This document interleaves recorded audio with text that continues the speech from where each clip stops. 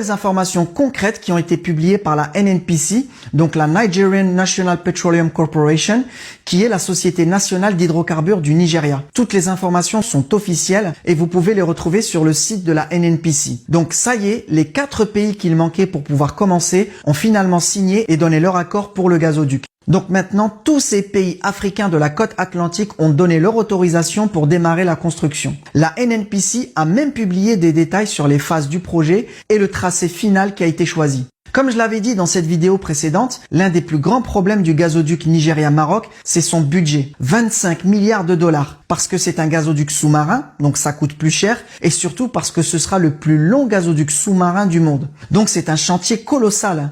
Mais le Maroc et le Nigeria, avec la collaboration du Sénégal, ont visiblement trouvé une solution qui a été très intelligemment pensée pour contourner ce problème. Puisqu'il y a aussi de grandes réserves de gaz qui ont été découvertes au Sénégal et en Mauritanie, eh bien la première phase de la construction va démarrer directement par le Sénégal et va traverser la Mauritanie et le Maroc pour venir se connecter au gazoduc Maghreb Europe, le GME, qui est déjà opérationnel. Et ça va visiblement être assez rapide, puisque la NNPC prévoit le début de l'exploitation de ce premier tronçon pour fin 2028. Concrètement, ça veut dire que si tout se passe bien, dans à peine 4 ans, le Sénégal va devenir l'un des plus gros exportateurs de gaz en Afrique.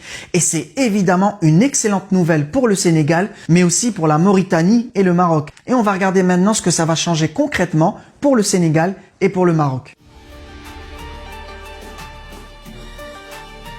Pour le Sénégal, quand on regarde les réserves qui ont déjà été confirmées et la situation actuelle du pays, le constat est très clair. Vous pouvez déjà vous préparer, si tout se passe bien, le Sénégal est un pays qui va complètement se transformer dans les 5 à 10 années qui viennent. C'est quasiment une certitude. Mais si, et seulement si, il n'y a pas de problème de sécurité ou de guerre au Sénégal. Parce qu'il y a quand même eu quelques tensions politiques ces derniers temps. Mais si les prochaines élections présidentielles se passent bien et que le Sénégal reste un pays stable, eh bien il a une occasion en or avec ses réserves de gaz, d'accélérer son développement et de complètement transformer son économie. Alors pour ceux qui ont vu mes vidéos sur les matières premières en Afrique, vous allez peut-être me dire « Ouais mais attends, le Nigeria a aussi beaucoup de gaz et pourtant la population est restée très pauvre ». Alors oui, c'est vrai, mais il y a 2 différences fondamentales entre la situation du Sénégal et celle du Nigeria. Premièrement, la population des 2 pays est incomparable. Alors que le Nigeria, c'est 220 millions d'habitants, le Sénégal est un pays qui a encore une petite population, moins de 17 millions d'habitants. Mais les réserves de gaz qui ont été trouvées sont quand même conséquentes.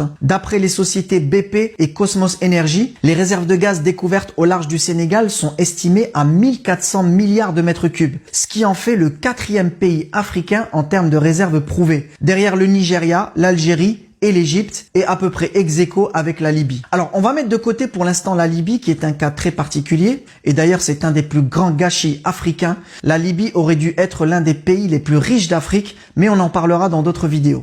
Et donc à la différence des autres pays qui ont aussi beaucoup de gaz, le Sénégal a une faible population. Ce qui veut dire qu'avec l'exploitation du gazoduc, son PIB par habitant devrait très largement augmenter les 5 à 10 années qui viennent et très probablement dépasser celui de ces autres pays gaziers. Et le deuxième grand avantage du Sénégal, c'est qu'il va être connecté à l'Europe par le gazoduc passant par le Maroc. Très vite, là en 2028 si tout se passe bien. Alors que le Nigeria va devoir encore attendre probablement plusieurs années pour être connecté. Alors avant ça, le Sénégal va déjà commencer à exporter du GNL par bateau, là en 2024. Mais comme on l'a vu dans cette vidéo, si vous vous souvenez, le transport du gaz par gazoduc, c'est incomparable avec le GNL en termes de quantité de gaz qu'on peut exporter. Et donc en termes de revenus qu'on peut recevoir chaque année. Quand on parle de gaz, la limite principale, c'est pas le stock, mais c'est le flux. C'est-à-dire que ce ne sont pas tellement les réserves de gaz qui posent problème, parce que des réserves de gaz, il y en a quand même pas mal, mais c'est surtout la quantité de gaz qu'on va pouvoir transporter et vendre chaque année. Pour bien comprendre ça, on peut faire l'analogie avec un compte bancaire. Imaginez, on vous donne 10 millions d'euros dans votre compte en banque, donc ça c'est votre stock d'euros. Donc vous allez dire, ah bah c'est super, je suis riche, mais la banque ne vous donne qu'une petite carte étudiant et vous ne pouvez dépenser que 1000 euros par mois. Ça c'est le flux. C'est déjà bien, hein, ça va vous aider.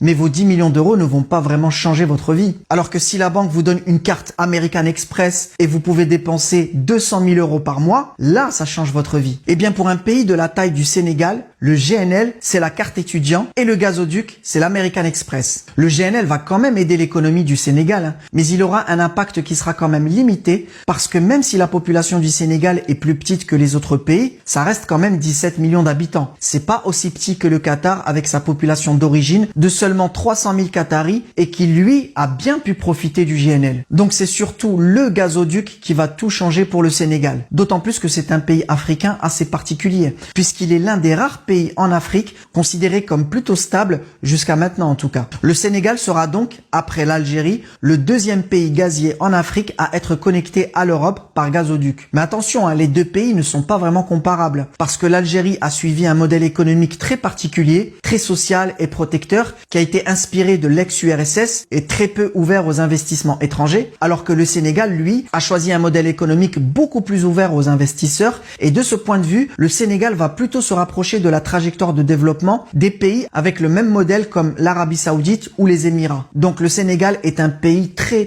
prometteur pour les prochaines années, et j'espère vraiment pour les Sénégalais que le pays va saisir cette occasion et réussir à gérer cette transition de façon calme, posée et intelligente, comme il a toujours réussi à le faire pour le moment.